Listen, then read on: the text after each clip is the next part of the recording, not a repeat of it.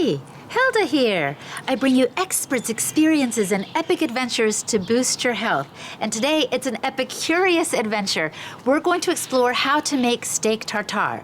If you're wondering, wait, what is that?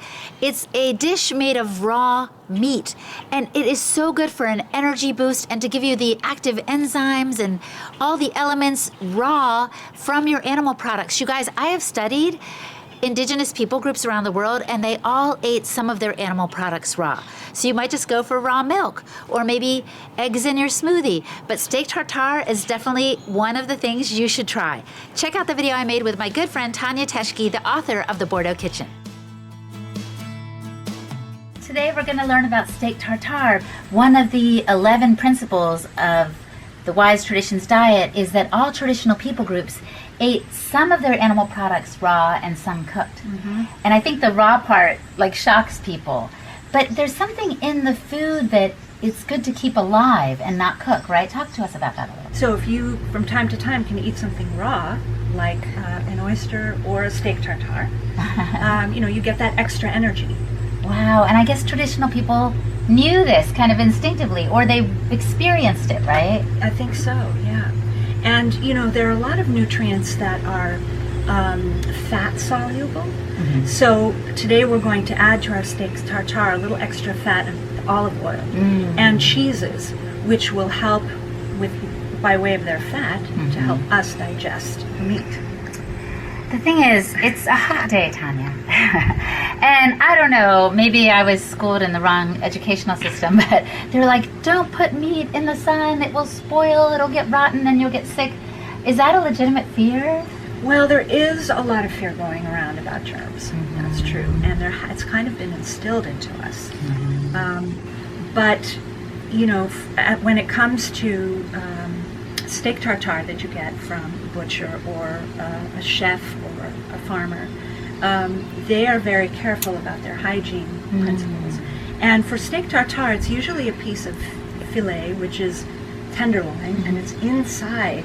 So there's no kind of outside germ force that's ruining the meat. And if it's a well-raised cow, grass-fed, healthy, no hormones and antibiotics, then you've got a good piece of meat that's not crawling with worms. That's fresh and healthy and good for you. And that's what you get from the butcher. And so today we'll have a look at that. We are going to talk about the ingredients. So we've got the meat. So this is the filet. They've already I'll do a tied close-up it. here. They've already tied it up like a tenderloin. Okay, we've got some onion, got an avocado, some chives, some cheese, Parmesan. You can also use, here let's test my Italian, grana padano, Parmigiano Reggiano, or Pecorino Romano. So any of those. So this one is just the Parmigiano Reggiano. Bene, molto bene. Molto bene. Mucho gusto. That's Spanish. That's awesome, though. Okay, and then we also have some goat cheese. Okay, and some salt, pepper.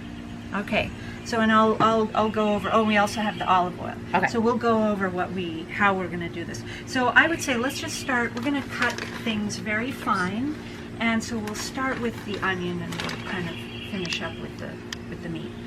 So we're going to do this recipe for 2 people. Okay. As if it were for 2 people. So for 2 people, I would say, maybe actually not even a half, but a quarter, roughly, of a red onion. These onions are huge. So I'm just going to put this over there, and I'm going to show you. We're going to have first some knife skills. Okay. It's not actually sharpening the knife, it's honing the knife. Okay. So we're just going to put it down and do sort of a 45-degree angle and go down like that. Very gently. So it's not sharpening the knife. Explain the honing thing to me. Well, the honing, so you've got an edge, right, of the knife, but after much use, it kind of splits. So basically, you're kind of flattening that split. Putting it back together in a way. Putting it back together. Okay. It's kind of at a micro level, but anyway. So butchers always sharpen their knives before they cut it. Or hone their knives. Well, right, and they hone their knives. That's true, and they sharpen them quite frequently. You know, using a wheel or something. So also, we need to have a little bowl for our déchets, as they say in French, for our little garbage. I'll put that over there. Organic garbage. Yeah, that's great.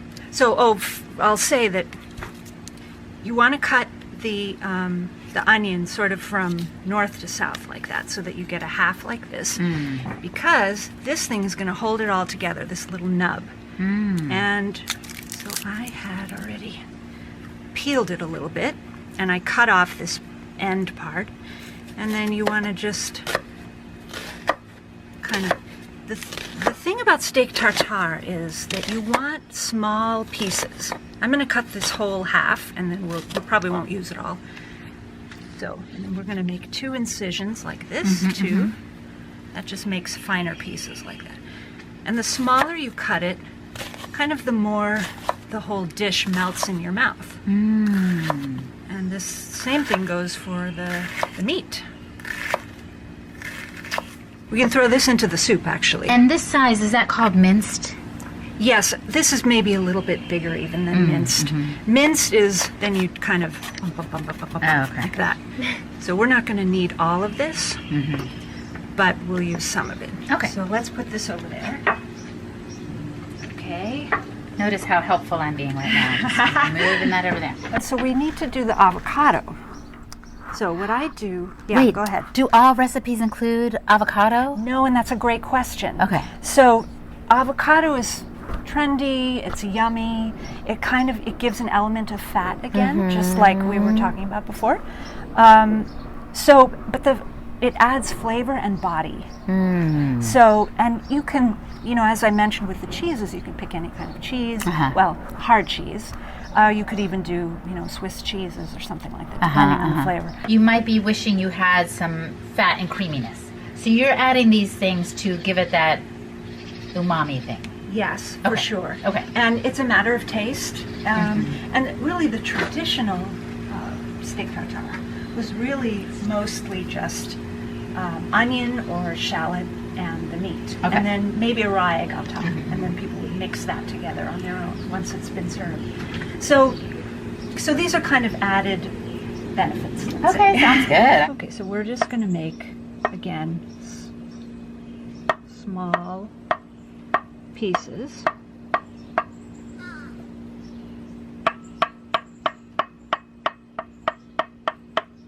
There, we'll move it over a little bit. You can use one avocado for 2 people, I would say. Okay, so we'll do this again. Do you want to try to cut it like the way I did?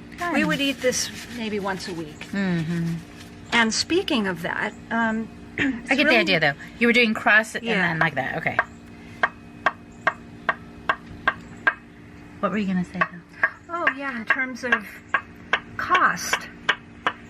The filet is the most important piece, or let's say not important piece, the most sought after, the tenderloin. It's the leanest.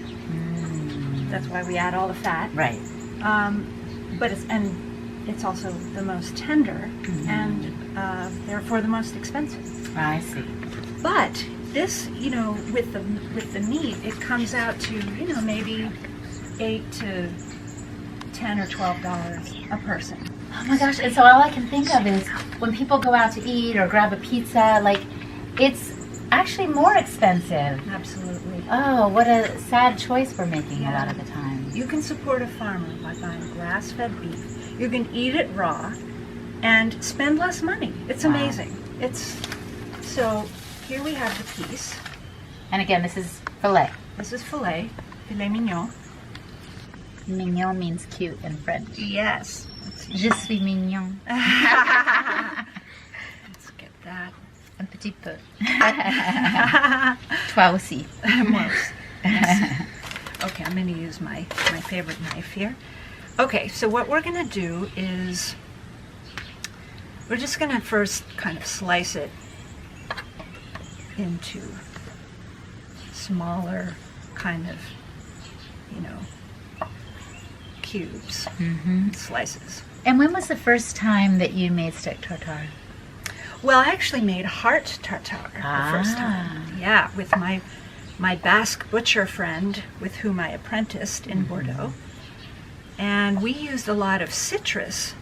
I think we put in lemon, some lime, some orange, I love citrus. And that cooks, it kind of in a way cooks the meat as well. It gives flavor and zest. Like when you have ceviche, the fish is cooked by the lemon juice. Yes, so. exactly. Yeah. Exactly. And the salt. Okay, so now I have little strips. It's nice to get them as narrow as possible. So, and then you want to keep your fingers out of the way. I mean, the best way is to keep them kind of glued to the blade. That takes practice, and I'm not that great at it. But and then you're supposed to have your wrist do the work, and you're supposed to hide your thumb. I'm going to cut that. Okay, so and the finer the, kind of the little cubes, the mince, the more it kind of melts in your mouth as a dish. So it's not one of these dishes where you need to do a lot of chewing, which makes it perhaps more palatable to people, and adding all of these ingredients also makes it more palatable to people. It reminds me of when we made pate and we added mushrooms. And the more mushrooms you put in, the more easy it is to transition into organ meat in your diet, right? Yeah, that's right. And the onions and garlic, sometimes the little bit of alcohol for flavor and fun. So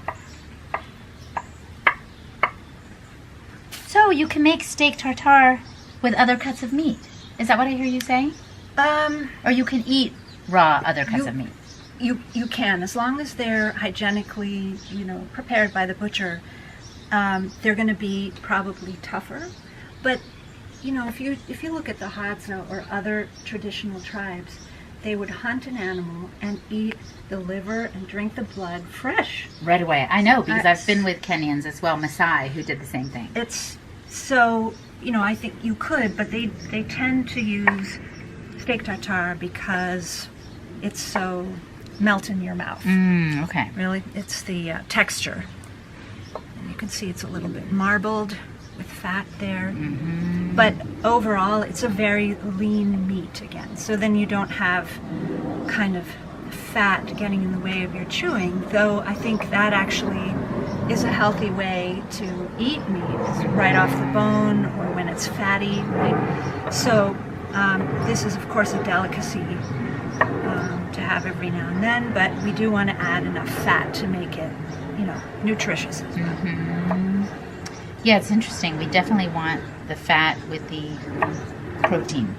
And some people like lean meats. It's not anything that the foundation recommends. No, and it doesn't leave you as satisfied. And then you go and look for your chips and crunchy things. All right, so I'm by no means a professional, knife skilled person, but anyway, there you go, and we can still... I give you a 10. I think that's amazing. That's why I'm watching and letting her do it, because she's got more knife skills than I do. Okay, so then you can kind of mash it up a little bit. That's why you want a sharp knife. A honed, sharpened knife. Okay, so we'll start... Okay, so we've got the meat all chopped up. The avocado is prepared as well. What's next?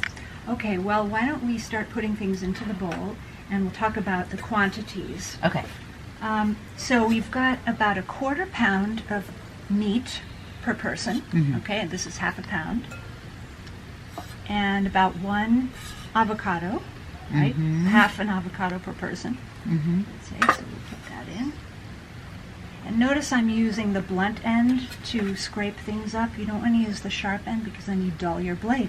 Oh, interesting. Yeah. So that's a trick I learned from from the butchers.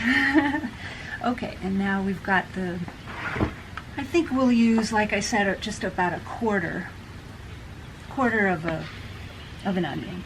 Perfect. So half of it cut. And we want to have about, let's say, 2 pinches of salt, 1 per person. And we've got the goat cheese, which I think we should just mash up a little bit. How much of the goat cheese is that? And the goat cheese is about, this is about 4 ounces. So the logs that I buy are usually about 10 ounces. And some of them are smaller. I've So seen you the can smaller just ones. use, you can just use one of those. Okay, so this in the heat, it's getting a little softer. So we'll just put all that in. That's 4 ounces, like I said. Okay, and we want some pepper. That, just, you know, a few rounds of pepper. It looks so good already. And then we've got our Parmigiano Reggiano. And that's about an ounce. Okay. Okay? And I used my handy dandy grater on the fine, the sort of, not the finest, but this sort of small holes. And I'll need the olive oil. And, you know, a tablespoon or 2, something like that. Okay. Also, one thing that's very helpful to have is a scale. So they come in different sizes, and you can, you know, it just helps you with the ounce or the, you know, it just helps a lot. I use them all the time. Okay, so let's mix it. Would you like to mix? I would. Okay, I'm stirring away here. Just gently, so we don't crush the avocado. Oh. And actually, you could put that in last, probably. Okay, okay. But It it'll all smells get so fresh. Oh, it's so refreshing, especially on a hot day like today.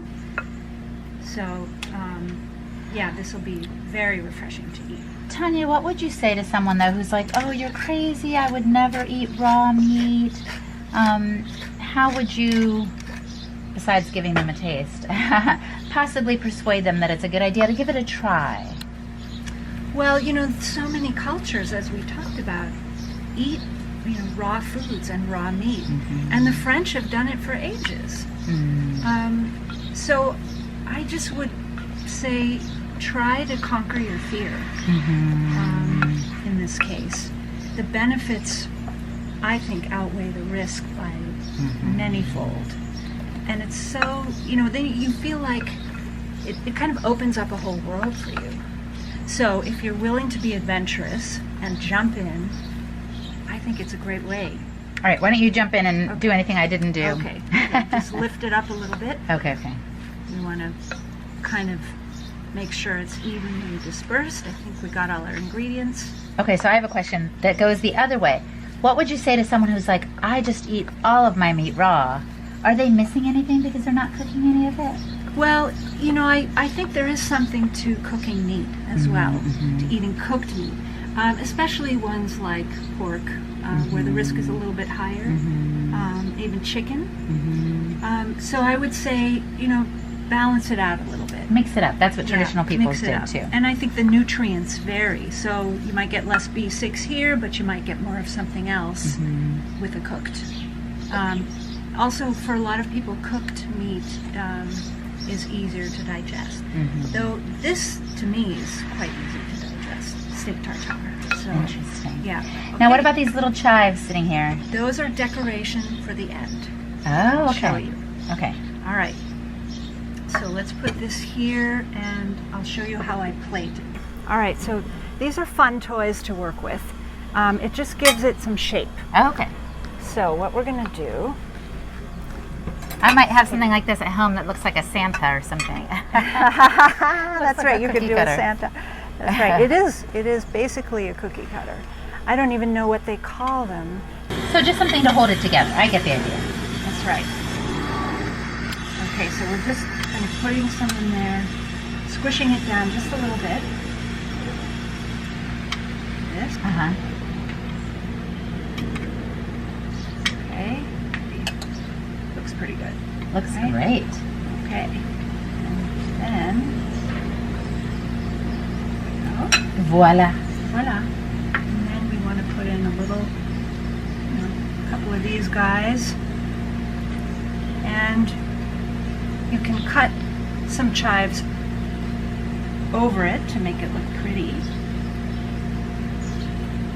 And they end up, when you cut them like this, they end up flying all over the place, but it's artsy. Yeah, I like it. There we go. And we can also pepper, salt on top. Never hurt. There we are. So, how can you eat this? Just straight, obviously? Should we have it? Are there other ways too? Well, it's so refreshing to me, and I don't eat much bread. So I would just eat it like this. Okay. But you can, like sourdough bread, for example, you could add some of that. You could have some over here on our table. Perfect. And some butter. And you could just have a little toasted piece, some butter, and enjoy the contrast of the melt in your mouth with the crunch in your mouth. Bon appétit, mes amis. Merci. À toi. This is going to be great.